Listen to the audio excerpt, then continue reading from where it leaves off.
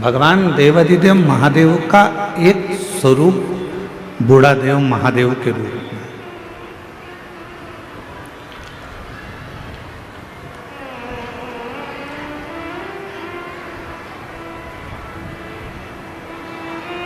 मतलब हमारे पूर्वज, हमारे दादा परदादा, हमारे जितने बुजुर्ग रहे हैं, हमारे जितने पूर्वज रहे हैं, ये सब भगवान शिव की आराधना करते हैं, भगवान शंकर की साधना करते हैं। थोड़ा बीच का जो समय ऐसा रहा जिन समय में भगवान शंकर को लोगों ने दूर कर दिया था।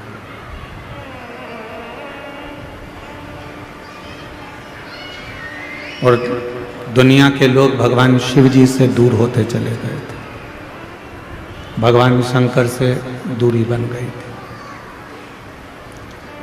पर शिव महापुराण की कथा सुनने के बाद, भगवान शंकर की पवित्र कथा का रसतत्व ग्रहण करने के बाद लोगों को ये समझ में आ गया कि अगर संसार सागर से पार उतरना है और इस संसार सागर से अगर पार लगना है तो भगवान देवाधिदेव महादेव को, बूढ़ा देव को एक लोटा जल चढ़ाना ही पड़ेगा, आराधना करना ही पड़ेगा, पूजन करना पड़ेगा।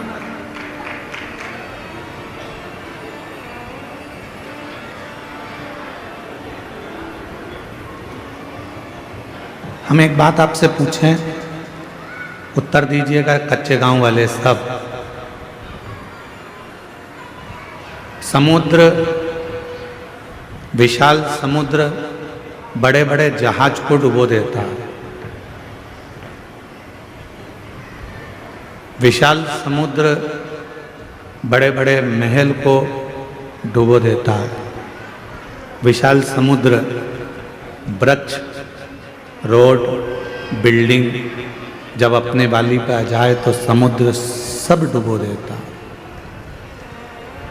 पर वो विशाल समुद्र के अंदर यदि तेल की एक बूंद गिर जाए तो क्या वो समुद्र उस बूंद को डुबो देता है? जम के बोलो, नहीं। समुद्र में इतनी सामर्थ्यता नहीं है कि वो तेल की एक बूंद को समुद्र डुबो दे। जहाज डुबो देगा, बड़े बड़े शिप डुबो देगा, बिल्डिंग डुबो देगा, वृक्ष डुबो देगा, सब कुछ डुबोने की सामर्थ्यता समुद्र के जल में है। पर समुद्र तेल की एक छोटी सी बूंद को डुबो नहीं सकता। क्यों? इसलिए तेल एकदम हल्का होता है, एकदम हल्का। उसने अपने अंदर भार तत्व को नहीं लिया है। शिव महापुराण की कथा कहती है जैसे समुद्र सबको डुबोने की सामर्थ्यता रखता है पर तेल की एक बूंद को डुबो नहीं सकता है, उसी तरह शिव पुराण की कथा कहती है, भगवान शंकर का चरित्र कहता है कि संसार सागर में आकर सब डूबना है, पर जिसने भगवान शंकर की शरणागति ग्रहण कर ली उसको संसार सागर भी डुबो नहीं पाता।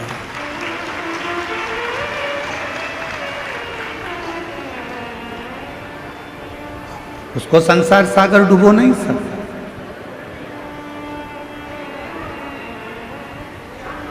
संसार सागर में भी आने के बाद यदि भगवान की अविरल भक्ति को धारण करा है, शिव नाम लिया है, भगवान शंकर का भजन किया है, मंत्र जाप किया है, नाम जाप किया है, तो किसी की सामर्थ्यता नहीं है कि वो आपको डुबो दे। अकाल मृत्यु वो मरे जो काम करे चंडाल का, काल उसका क्या बिगाड़े जो भक्त हो महा काल का। जो शिव का उपासक हो, जो भगवान शंकर की आराधना में डूबा रहता हो, फिर काल उसका कुछ नहीं बिगाड़ सकता।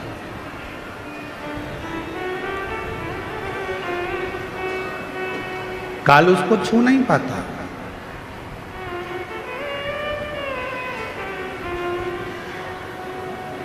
उसको छूना बड़ा कठिन हो जाता है।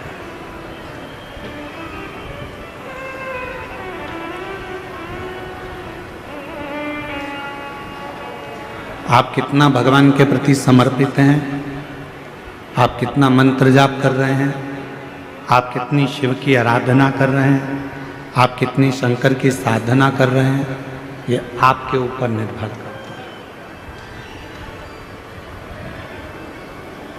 संसार के लोगों की सामर्थ्यता नहीं है कि फिर वो आपको डुबो दें।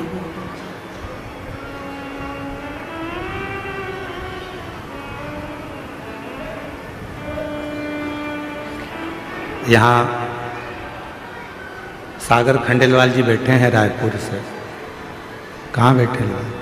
हेलो। इन्होंने जब इनके यहाँ कथा हुई तो कथा होने के बाद इन्होंने अपने घर के बाहर एक बहुत बड़ा, लगभग वह स्टेज का आधे भाग में आधा भाग इतना बड़ा श्री शिवाय नमस्तुभ्यम इन्होंने अपने घर के ऊपर लिखा, अंकित करवाया। तो सूचना मिली हमको, फिर हमने इनसे बात करी कि ये श्री शिवाय नमस्तुभ्यम आपने इतना बड़ा लिखवाया, छोटा भी लिख सकते थे, क्यों लिखा? तो सागर खंडेलवाल जी कहते हैं, गुरु जी, आता जाता व्यक्ति चाहे वो जीव हो, जंतु हो, पशु हो, पक्षी हो, चाहे मनुष्य हो, किसी भी रूप में अगर श्री शिवाय नमस्तुभ्यम देखेगा तो वो तर जाएगा। इसलिए उसका विशालतम स्वरूप हमने अंकित कर। विशाल, मैं धन्यवाद देता हूँ आपको बहुत बहुत साथ। बैठिए। एक मंत्र, एक जप, एक साधना, एक आराधना जब हम मूल रूप से ग्रहण करते हैं, मूलतः के साथ जब हम उसको भजते हैं तो वो हमें सुख देता है, हमें आनंद देता है।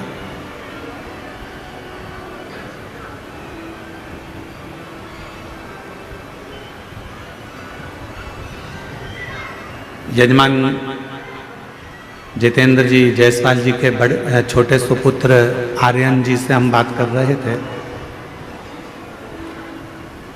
जितेंद्र जी, तो आर्यन से हमने पूछा कि इस क्षेत्र में इतना विशालतम कभी कोई कथा, कोई सत्संग आपके यहाँ हुआ है? तो आर्यन जी बोल रहे थे कि गुरुजी, वो तो बाबा की कृपा है और भोलेनाथ जी ने इस कथा को करवाया, हमको ही नहीं मालूम पड़ रहा कि कैसे कथा चल रही है और कैसे शिव भक्त इसको श्रवण कर। आर्यन, साधुवाद है आपको इस चीज़ के लिए। तो ये शिव की कृपा के बिना नहीं हो सकता। आप अपन सोचें कि ये अपन कर रहे हैं तो ये नहीं है। मेरा आपकी कृपा से सब काम हो रहा है, मेरा आपकी कृपा से सब काम हो रहा है। करते हो भोले बाबा मेरा नाम हो रहा है, करते हो भोले बाबा मेरा नाम हो रहा है। भोले आपकी कृपा से सब काम हो रहा है, शंभु आपकी कृपा से सब काम हो रहा है। जरूरी नहीं कि जिंदगी में हम आए हैं और हम जैसा सोचें वैसा ही हो। जरूरी नहीं है कि हम संसार सागर में, देखो भगवान ने आपको और हमको जन्म दे दिया, शरीर कैसा देना था ये उसको मालूम, हमारे पूर्व का कैसा कर्म था उसके अनुसार हमारा शरीर मिला। आपको और हमको जो शरीर मिला ये हमारे पूर्व के कर्म के अनुसार।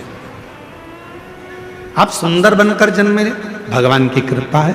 आपके हाथ भगवान ने दिया, भगवान की कृपा है। आपके पांव भगवान ने दिया, भगवान की कृपा है। नेत्र दिए, भगवान की कृपा है। जिह्वा दी, वाणी दी, भगवान की कृपा है। श्रवण शक्ति दी, भगवान की कृपा है। बुद्धि दी, भगवान की कृपा है। शरीर कैसा देना था ये परमात्मा ने हमारे पूर्व का स्मरण कर कर, पूर्व के खातों को देखकर तब भगवान ने हमको दिया। यहां जितने लोग बैठे हैं, अगर आप में से किसी ने लोन लिया हो तो बैंक वाले पुराना हिसाब देखते हैं। यहां माइंस वाले बहुत काम करते होंगे तो लोन लेना ही पड़ता होगा, है? तो लोन लेते होगे तो पुराना हिसाब देखा जाता है। पहले लिया था, जमा करा कि नहीं करा, इतना पैसा लिया था, उस बैंक से उठाया था, भले तुम दूसरी बैंक से लो लोन, पर वो पूरी बैंक उन टटोली जाती है कि इसने पैसा जमा करा कि नहीं करा, इसने जमा किया कि नहीं किया। बस जैसे बैंक का लोन देने वाला पुराना हिसाब देखता है, उसी तरह हमको जन्म देने वाला भी हमारा पुराना हिसाब देखता है। पुराना हिसाब क्या करा संसार सागर में जाकर, किसी भूखे को भोजन कराया, प्यासे को पानी पिलाया, भगवान का मंत्र जाप किया, नाम जाप किया, किसी को सहायता प्रदान करी, किसी को शिक्षा प्रदान करी, किसी को चिकित्सा प्रदान करी। वो पुराना हिसाब देखता है और पुराना हिसाब देखने के बाद हमारा शरीर देता है। हमारे शरीर में कोई भी थोड़ी सी भी कमी रखता है, समझ लेना हमारा पूर्व का दिया हुआ है। महाराज कुछ हमने श्रेष्ठ ना करा हो, श्रेष्ठ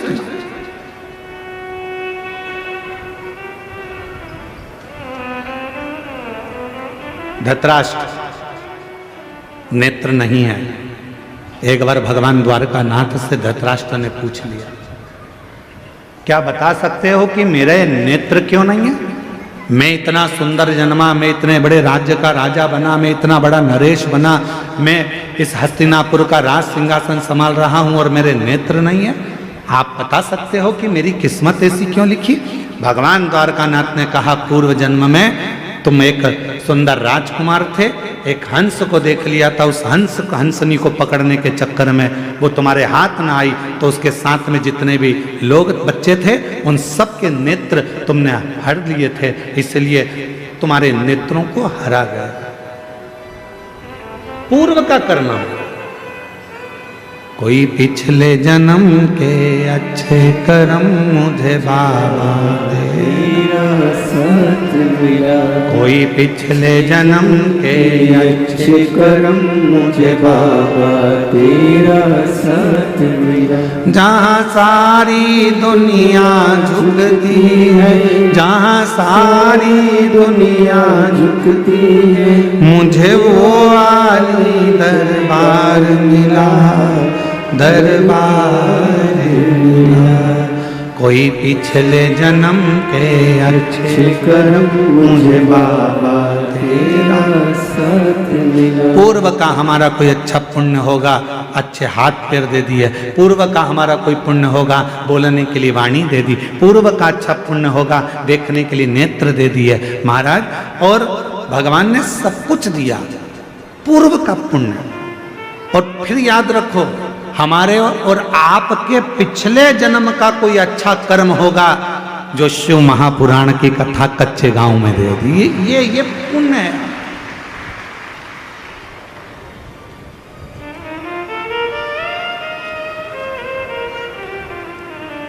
यहां से जाने के बाद भगवान को धन्यवाद देना, तूने बड़ी कृपा करी, हमारे गांव के पास में कथा करवा दी, मैं जाके कथा सुन ली, तूने बड़ी कृपा करी, मेरे दोनों पांव अच्छे चलकर गई, तूने बड़ी कृपा करी, गाड़ी से पहुंच गई, तूने बड़ी कृपा करी, बैठने की जगह भी दे दी, तूने बड़ी कृपा करी, कथा सुनने के लिए कान भी अच्छे दिए। एक आध गड़बड़ हो जाता तो फिर ध्यान लगाकर सुनना पड़ता।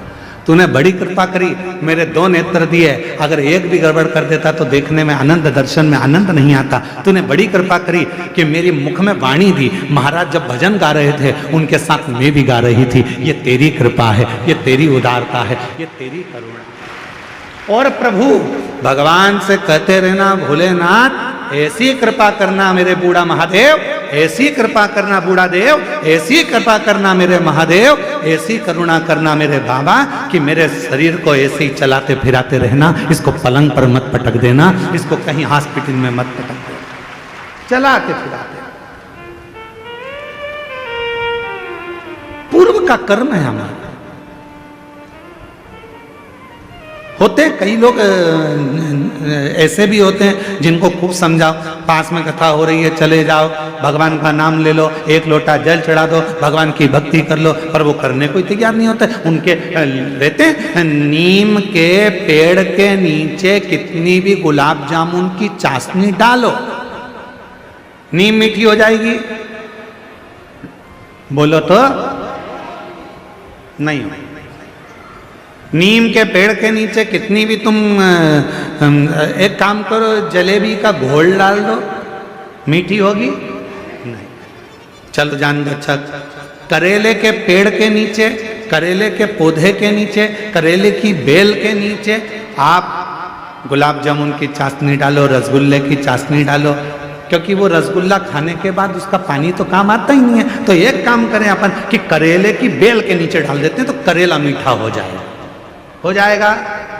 नहीं, करेला करेला ही रहेगा, नीम नीम ही रहेगी। उसको चाहे तुम की कितनी भी गुलाब जामुन की चाशनी डाल लो, चाहे तुम गुड़ डाल लो, शक्कर डाल लो, तुम्हारी मर्जी पड़ जाए जो डाल लो, पर वो नीम नीम रहेगी, कड़वी की कड़वी रहेगी, करेला कड़वा की कड़वा ही रहेगा। उसी तरह अपने गांव में, अपने नगर में, अपने शहर में, अपने मोहल्ले में, अपनी कॉलोनी में, अपने घर में, अपने परिवार में कोई ना कोई एकाध व्यक्ति नीम और करेले जैसा होता ही, उसको कितना ही समझा लो,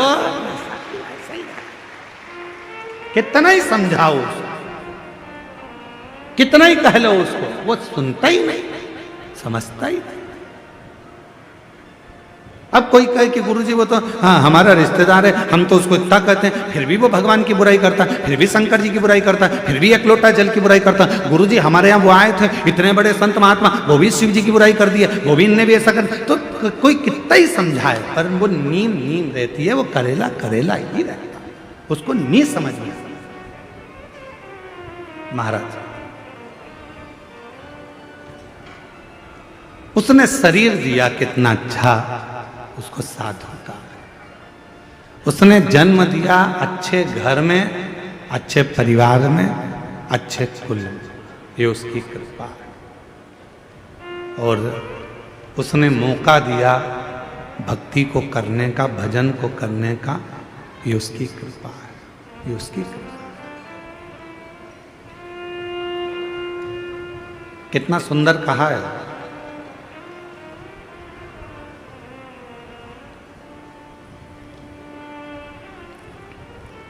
एक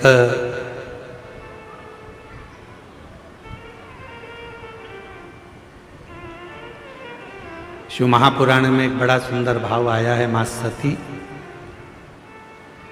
भगवान माता पार्वती और भगवान शिव का एक बड़ा सुंदर संवाद है। अब यह आपके ऊपर निर्भर करता है कि आप उसे कितना ग्रहण करते हैं। एक बार माता पार्वती भगवान शिव जी के साथ में काशी भ्रमण के लिए चली।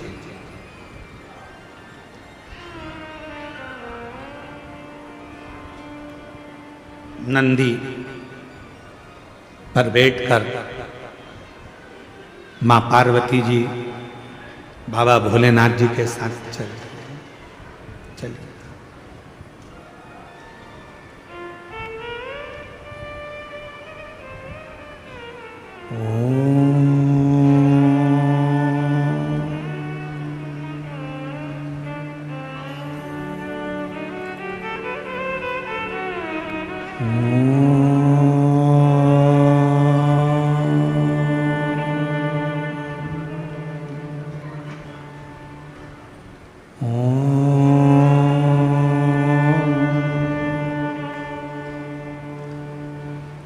नाद हो रहा है ओम का। पार्वती जी के कानों में शब्द गया। घूम कर देखा मां पार्वती जी ने, कहां से आवाज आ रही। फिर पार्वती जी आगे बढ़ गई, फिर शब्द सुना,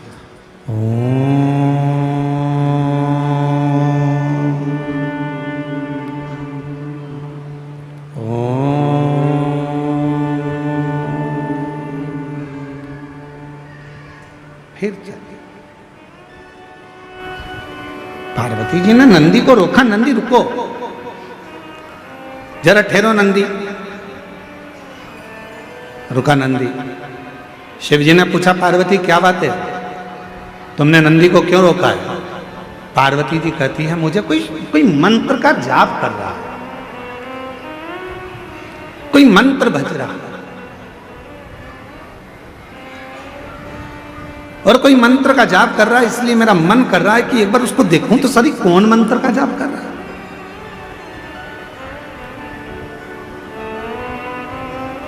सब दूर मां जगत जननी माता पार्वती ने भ्रमण किया, जपने वाला नहीं मिला। फिर नाद हुआ,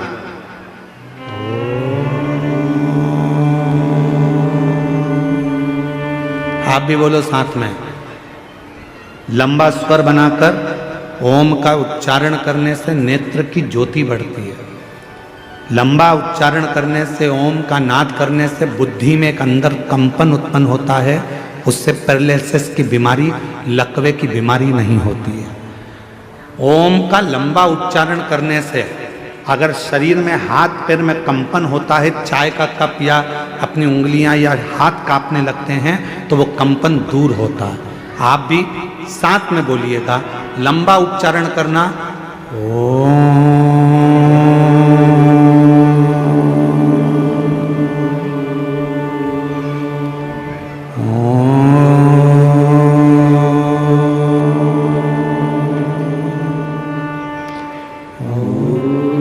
लंबा उच्चारण करते हुए, वाणी को स्थिर करते हुए, नेत्र को बंद कर कर हृदय के अंदर झांकते हुए उच्चारण करेंगे। लकवे की बीमारी नहीं होगी, पैरालिसिस नहीं होगा, हाथ का कंपन दूर होगा और बुद्धि तीव्र होगी। साथ में बोलते चले,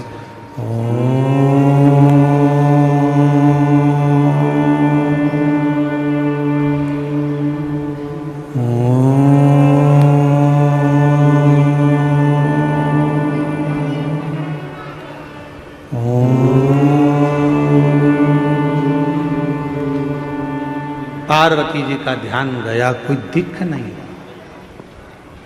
कुछ नहीं दिखा। आपने जब ओम का नाद किया होगा, नेत्र बंद कर कर आपको ऐसा लगा होगा हमारे दिमाग में कुछ बारीक सा कीड़ा चल रहा है, कोई प्रवेश कर रहा है।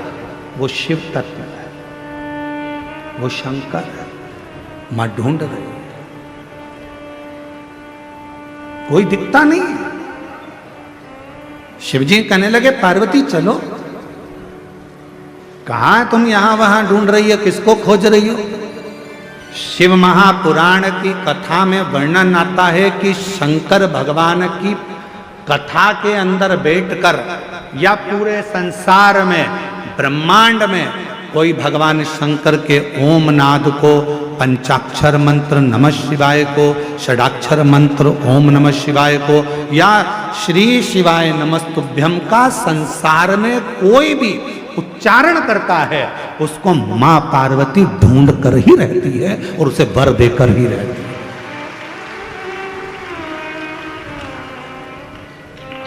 मेरी मां जगत जननी उसको वर प्रदान करती है।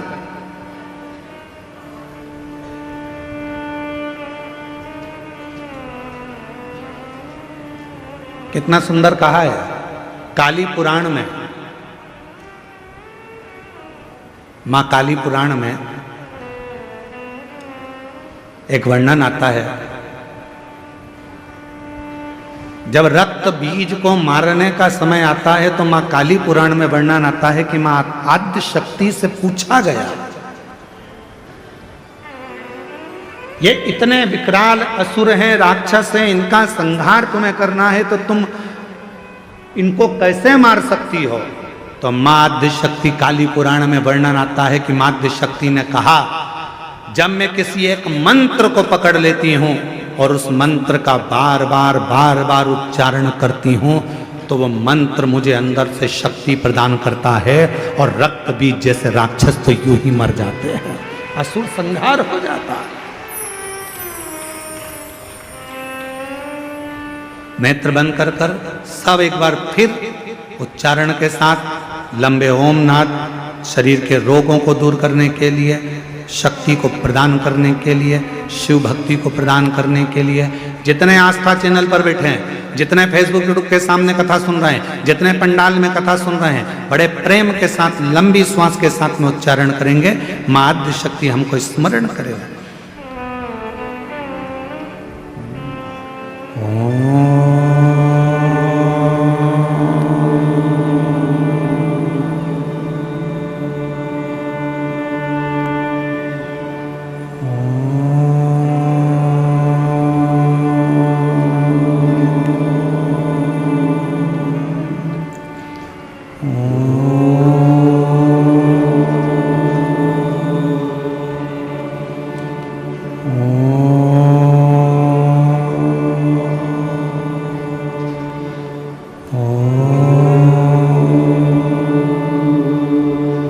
धीरे धीरे अपने नेत्रों को खोलें।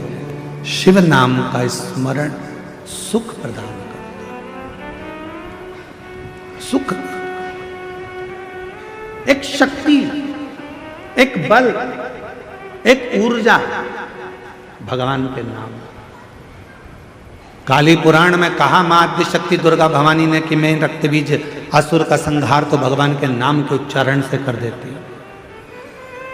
याद रखना, दुनिया के लोग पूछते हैं श्री शिवाय नमस्तुभ्यम में क्या है, श्री शिवाय नमस्तुभ्यम बोलने से क्या होता है, श्री शिवाय नमस्तुभ्यम दरवाजे पर लिखने से क्या होता है, श्री शिवाय नमस्तुभ्यम अपनी गाड़ी पर लिखवाने से क्या होता है, श्री शिवाय नमस्तुभ्यम अपनी फैक्ट्री पर लिखवाने से क्या होता है, श्री शिवाय नमस्तुभ्यम अपनी दुकान पर लिखवाने से क्या होता है। शास्त्र कहता है तुम्हारी जिंदगी में अगर दुख प्रवेश कर रहा होगा तो वो मंत्र को पढ़ते से ही बाहर निकल जाएगा, भीतर प्रवेश नहीं करेगा। मंत्र में वो बल होता है, मंत्र में वो शक्ति होती है।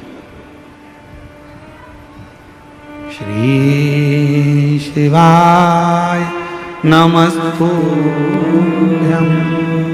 श्री शिवाय नमस्तुभ्यं, श्री शिवाय नमस्तुभ्यं। बोलो बोलो सब बोलो, श्री शिवाय नमस्तुभ्यं, श्री शिवाय नमस्तुभ्यं, श्री शिवाय नमस्तुभ्यं।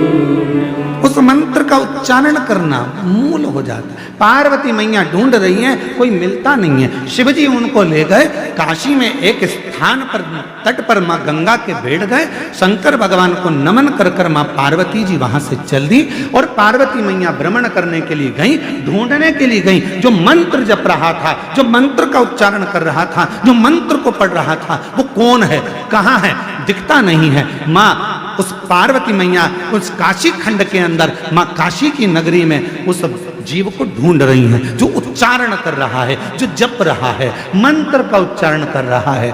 और तभी पार्वती मैया भ्रमण करने के लिए निकली। ढूंढते ढूंढते ढूंढते ढूंढते मां आद्य शक्ति, मां जगत जननी, मां पार्वती जी उस व्यक्ति को देख,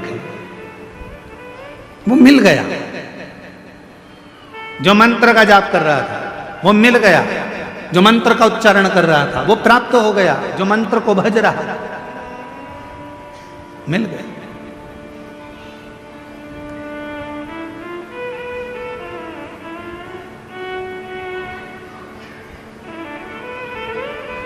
शिवजी से पार्वती जी ने विनय करी, मैंने उसको ढूंढ लिया है जो मंत्र पढ़ रहा था, जो मंत्र का जप कर रहा था, मैंने उसको ढूंढ लिया। बाबा चलो एक बार उस पर भी कृपा कर दो। जो मंत्र का जप कर रहा था उस पर करुणा कर दो। शिवजी बहुत तेज हंसे, ढाका लगाकर। खूब तेज बाबा भोलेनाथ हंस दिए। अब पत्नी कुछ कहे और पति जम के हंस दे तो पत्नी को गुस्सा आने लगता है बहुत तेज। मैं तुमसे कुछ कहती हूं और तुम मेरी बात को हवा में उड़ा देते हो। मैं तुमको कुछ कहती हूं और तुम हंस के निकाल देते हो। मेरी बात तो तुम सुनते ही नहीं, मेरी बात तो तुम स्वीकारते ही नहीं। पति हंस देता। अब कौन समझाए कि पत्नी कुछ कहती है तो पति क्यों हंसता है? उसका एक कारण है कि धर्म पत्नी की बात पर पति इसलिए हंसता है कि तू कोई सी छोटी छोटी बात को अपने माइंड में क्यों लेती है। मैं हूं ना, तुझे मुझ पे भरोसा है ना, तो फिर क्या टेंशन है? तुम्हारे भाई ने ये कर दिया, तुम्हारी बहन ने ये कर दिया, रिश्तेदार ने ये कर दिया, नातेदार ने वो कर दिया। अरे आग लगे बस्ती में, अपन रहो मस्ती में। क्या किसको रोइए? चादर तान के सोच। अपने को क्या करना, क्या टेंशन लेना अपने को? पर तुम्हारे भाई ने ये कर दिया, तुम्हारी बहन ने ये कर दिया, तुम्हारी मम्मी ने ये कर दिया, तुम्हारे पिताजी ने ये कर दिया, इसलिए पति उसको हंसी में टालना चाहता है, इसलिए पति हंस देता है, इसलिए पति मुस्कुरा देता है, उस बात को निकालना चाहता है। क्योंकि अगर बात बढ़ेगी तो विवाद होगा, विवाद होगा घर टूटेगा, परिवार टूटेगा। जितना भगवान चाहे उतना तो कम से कम निभा ले। परमात्मा से प्रार्थना करो। आज के जमाने में भाई भाई, बहन बहन, देवरानी जेठानी, नाते रिश्ते निभते नहीं है। आज के जमाने में लोग मित्र बनाते हैं, उनको निभाने का प्रयास करते हैं। किसी से स्नेह कर लेते हैं, उसको निभाने का प्रयास करते हैं। ईमानदारी से बोलो, जब भाई नहीं निभ रहा, बहन नहीं निभ रही, परिवार नहीं निभ रहा, तो कितने भी रिश्ते बना लो वो कभी निभ नहीं सकते। जो आपस के नहीं निभ रहा है वो दूसरे के क्या निभेंगे? प्रेम की प्राथमिकता।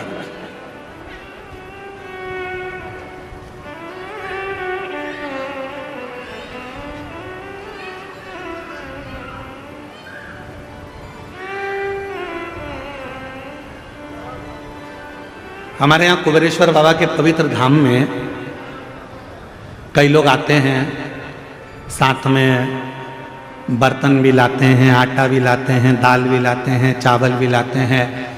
और पीछे बेलपत्री की जहाँ वाटिका है, वहाँ जहाँ बट वृक्ष है, वहाँ कहीं पर भी बैठकर अपना भोजन बनाते पाते, परिवार के साथ बैठकर भोजन करते।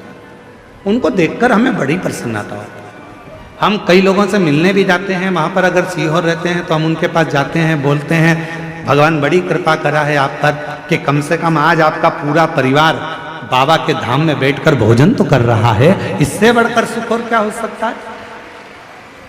निवेदन है, अगर सनातन धर्म को मजबूत करना है, भारत की भूमि पर सनातन धर्म की मजबूती चाहते हो, तो अपने घर में एक नियम बनाओ, हफ्ते में कम से कम एक दिन पूरे परिवार के साथ मिलकर भोजन करने का प्रयास करो। तो धीरे धीरे वो कुटुंब जब एक साथ जुड़ेगा, वो परिवार एक साथ जुड़ेगा, जब कुटुंब हमारा जुड़ना चालू होगा, तो फिर हम पर कोई आक्रमण नहीं कर सकता,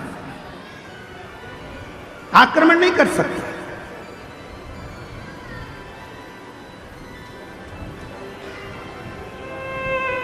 पहले ऐसा नियम था, जिसका बड़ा घर होता था ना, उससे लोग झगड़ा कम करते थे।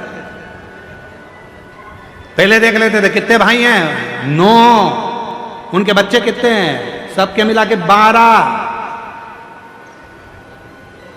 पहुंच मत जाना, ढूंढ देंगे पकड़ कर, चले ही मत जाना। देखते थे बड़ा परिवार है, झगड़ा नहीं करना, बड़े परिवार है, लड़ना नहीं है, बड़ा परिवार है, इनकी बहुत दूर दूर पहचान है, वहाँ वहाँ वहाँ सब भाइयों की, एक की ससुराल उसकी यहाँ है तो एक की ससुराल उसकी यहाँ है, 9 तो यही है, ससुराल वाले गिन लो तो ऐसे 150 200 हैं। भीड़ मत जाना, लड़ मत लेना। विचार लड़ाई ना हो, परिवार में कुटुंब में एकजुटता रखिए, थोड़ा जुड़ने का प्रयास करें। थोड़ा जोड़ने का प्रयास करो। अब शिव जी मुस्कुरा दिए। भगवान शंकर बहुत तेज ठाका लगाकर हंसे और बाबा देवाधिदेव महादेव ने जैसे ही ठाका लगाकर हंसे, शंकर भगवान जैसे ही हंसे तो पार्वती जी को थोड़ा सा गुस्सा आ गया। पार्वती जी ने कहा, प्रभु मैं इतनी जरूरी बात आपसे कह रही हूं और आप हंस रहे, आप मुस्कुरा रहे। भगवान भोलेनाथ जी ने कहा, पार्वती तू क्या कहना चाहती है मैं जानता हूं। तो पार्वती जी ने कहा, बताओ क्या कहना चाहती है। शिव जी कहने लगे, पार्वती तू कहना चाहती है कि वो जो मंत्र जप रहा है उसको वर प्रदान करने चलो, उसको आशीर्वाद देने चलो। पर पार्वती मैं उसको वर प्रदान करने नहीं जाऊंगा, मैं उसको आशीर्वाद देने नहीं जाऊंगा।